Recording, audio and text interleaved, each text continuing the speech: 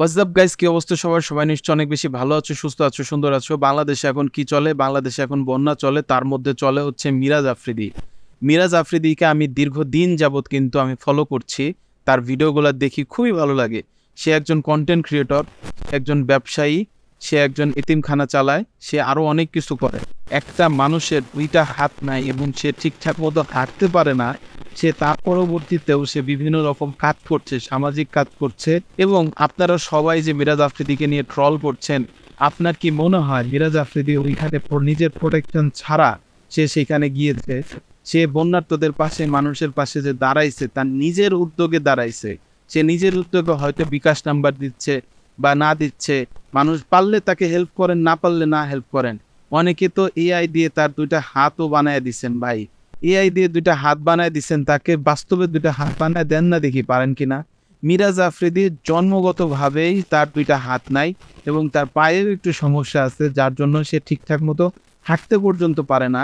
আপনারা সবাই তাকে সাপোর্ট তো দূরের থাক, আপনারা তাকে যা ইচ্ছা তাই, মানে এক কথায় ট্রল করতে করতে তাকে মেরে ফেলছেন। তার যে একটা সদিচ্ছা মানুষের জন্য, দেশের জন্য, দেশের এই ক্রান্তিকে আরেকটু ভয়ে মানুষের জন্য যে কিছু একটা করবে, তার এই সদিচ্ছাগুলো আপনারা তা মেরে ফেলছেন মিরাজ আফ্রিদি। এবং সে কিন্তু প্রতিনিয়ত বিভিন্ন রকম আপডেট দিচ্ছে।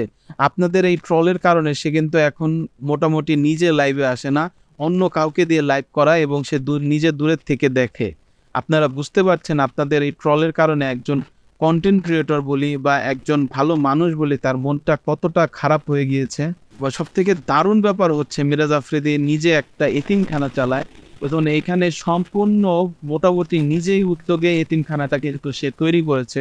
হয়তো অনেকে ডোনেশন করে, কিন্তু উদ্যোগটা কিন্তু তার নিজেরই ছিল। সেইখানে কিন্তু আপনারা কেউ উদ্যোক্তা হয়ে যান নাই। আপনাদের অনেকের হাত আছে, পা আছে, মাথা আছে, মস্তিষ্ক আছে, ব্রেনলেস মস্তিষ্ক আমার কাছে যেটা মনে হয়। ব্রেনলেস মস্তিষ্ক এই জন্যই বলতে চাচ্ছি, কারণ আপনাদের ব্রেনে মাথা নাই, মাথায় ব্রেন নাই।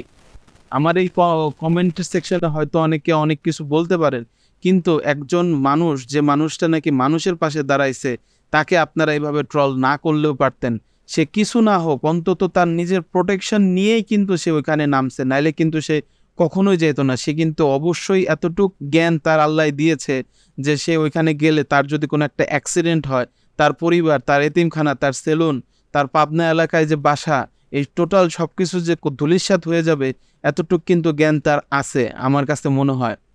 তো সুতরাং মানুষের ভালো কাজগুলোকে অ্যাপ্রিসিয়েট করুন, মানুষকে মানুষের মতো সম্মান করার চেষ্টা করুন। একটা মানুষের খুঁত থাকলে, একটা মানুষের অসুখী থাকলে তাকে খোঁচা না দিয়ে তাকে আরও ইন্সপায়ার করার চেষ্টা করুন, যাতে সে ভবিষ্যতে আরও ভালো ভালো কাজ করে। সো গাইজ, দেখা হবে নতুন কোনো ভিডিওতে। আমি কাউকে আসলে কোনো কষ্ট দেওয়ার জন্য এই ভিডিওটা করি নাই। সবাই ভালো থাকুন, সুস্থ থাকুন, সুন্দর থাকুন। আল্লাহ হাফেজ। আসসালামু আলাইকুম ওয়া রাহমাতুল্লাহি ওয়া বারাকাতুহু।